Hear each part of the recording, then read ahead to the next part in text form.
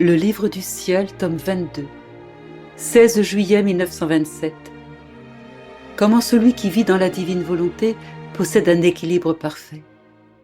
Comment la prière faite en elle possède un pouvoir divin et une force universelle.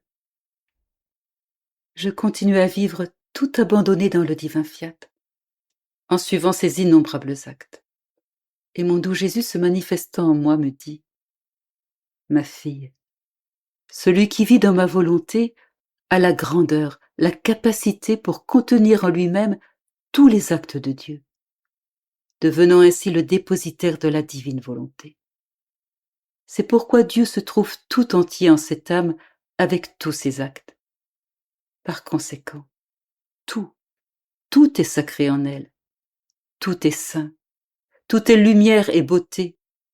Elle possède un équilibre parfait, un ordre divin, et je trouve en elle la gloire de ma sainteté, de ma lumière, de ma rare beauté. Je la regarde et j'y trouve mes reflets, ma plus chère image créée par moi, telle que voulue par moi. Et dans l'excès de mon amour, je répète sans cesse : comme tu es belle. Ma volonté a enclos en toi toutes choses. La création est une pâle image de toi. Tu es plus étincelante que le soleil. Tu es plus ornée que les cieux. Tu es plus belle que les champs de fleurs. Tu es toute belle parce que la puissance de ma divine volonté te revêt et te nourrit. Elle est ta vie. Après un temps, il ajouta : ma fille, lorsque l'âme prie dans ma volonté, toutes choses et tous les êtres créés sont au garde à vous, suspendent toute activité, font silence, et tout en admirant attentivement l'acte accompli dans la divine volonté, tous ensemble, ils suivent la prière. Le pouvoir de cette prière appelle et commande tout, de telle sorte que tous font la même chose. Si toutes les autres prières devaient s'unir pour se comparer à une seule prière faite dans ma volonté, elles les surpasseraient toutes, car elles possèdent une volonté divine, un pouvoir immense, une valeur incalculable. Je me sens moi-même revêtu d'une telle prière.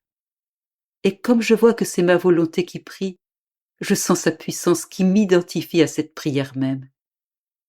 C'est pourquoi, si les grâces ne sont pas obtenues par la prière faite dans ma volonté, prière universelle et divine, si la divine justice n'est pas apaisée et si les fléaux continuent à fondre sur la terre, cela veut dire que c'est la volonté de Dieu, et qu'au lieu de laisser descendre ses grâces, sa volonté fait descendre les effets de cette prière dans les âmes. Et si on n'obtient pas grand-chose avec elle, on obtiendra bien moins encore avec d'autres prières qui ne sont pas dites dans ma volonté et ne contiennent ni puissance divine, ni force universelle. Après quoi, mon aimable Jésus sortit de mon intérieur pour me revêtir tout entière, me remplir de lui-même, de telle sorte que j'avais l'impression d'être tout entourée de Jésus et à l'intérieur de lui. Puis, se retirant, il se jeta dans mes bras, appuya sa tête sur ma poitrine pour se reposer, et en faisant cela, il créa les choses, le soleil, les cieux, les étoiles, le vent, la mer, la terre. En somme, toutes choses rangées autour de Jésus. Et en se couchant comme pour faire un lit sous les membres de Jésus, toutes se sont offertes pour lui procurer un repos.